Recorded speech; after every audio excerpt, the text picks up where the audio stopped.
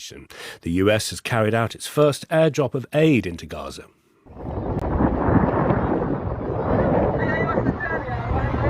That's radio chatter there and wind on the microphone as more than 30,000 meals were parachuted in by 3 military planes. President Biden previously said he hoped for a ceasefire as early as tomorrow, but speaking on Friday over some helicopter noise, he sounded less optimistic. It's not there yet. President Biden? I think we'll get there, but it's not there yet, and it may not get there now. I'm still hoping for it. It's not over till it's over. At the centre of all the international attention are the pre-dawn killings and deaths at the aid convoy in Gaza on Thursday. Hundreds of people descended on the trucks in the north of the Strip in a sign of hunger and despair. Israel says it's investigating, but that its troops felt threatened and fired warning shots, and a stampede followed. The UN says many of those being treated in hospital suffered bullet wounds.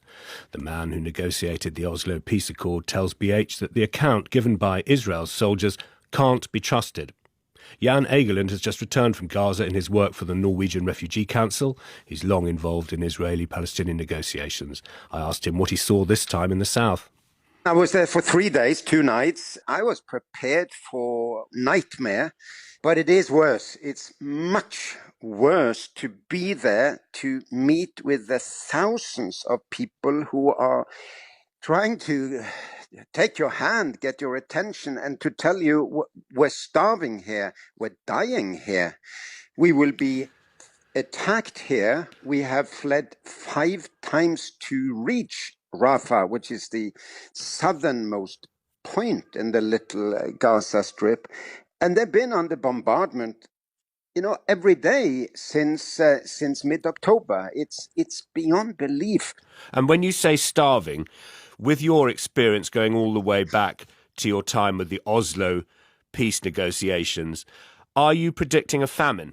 I think there is a famine in the north, yes. There is no other way to describe what has befallen on the 300,000 people who live in the ruins of the north and who haven't had really any aid for a very long time, because Israel is not opening the border crossings from where we could have had hundreds and hundreds of trucks to feed the women, the children, the families, the innocent. They've not been open. And from the south, it's been really impossible to reach north. One convoy made it through, and hundreds of people were wounded, more than 100 people killed by the Israeli army that opened fire on the rioting civilians who just wanted to avoid famine.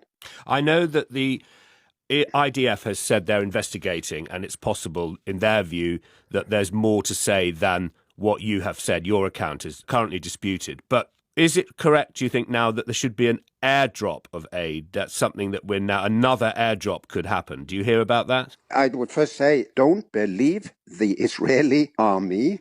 They are not speaking the truth. They are a belligerent here. Of course, they are trying to explain anything, but they were with tanks and machine guns among desperate, unarmed civilians that just tried to get aid, and of course there was a stampede. But airdrops is the last resort to an area that is really besieged by Al-Qaeda or Islamic State, as you would see in Syria. Why not tell the Israeli army, which is an organized, vastly superior military force in Gaza, to enable aid convoys to go in? Airdrops are expensive, they are haphazard, and they usually lead to the wrong people getting the aid. Now, it was just days ago that President Biden predicted a ceasefire as early as Monday. Then we had the chaotic, tragic killings on Thursday at the aid convoy in the north. What hope for any deal now? The hope is intense.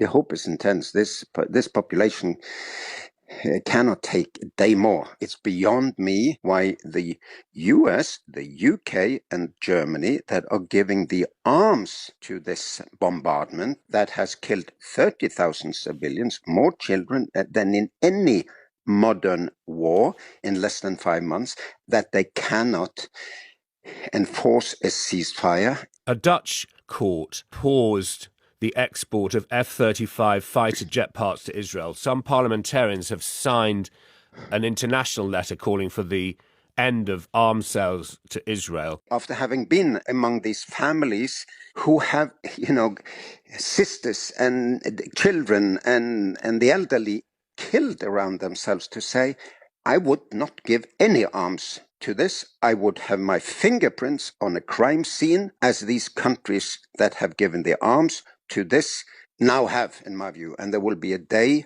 of judgment for this. So the UK sells arms to Israel. So in your very significant role in the history of this conflict, you're telling me that my country has its fingerprints and will have to answer for selling arms to Israel. Yes. I mean, there is no other way. I mean, I could tell you. Well, should it stop? Should it stop selling? Should the UK stop selling arms? I think no one should send arms or sell arms to a military campaign that is killing so many children, so many women, so many innocent. Let's look at Hamas. Is there a future for Gaza with Hamas involved? I doubt that those who again did that kind of killings of civilians would have any role in anything in the future.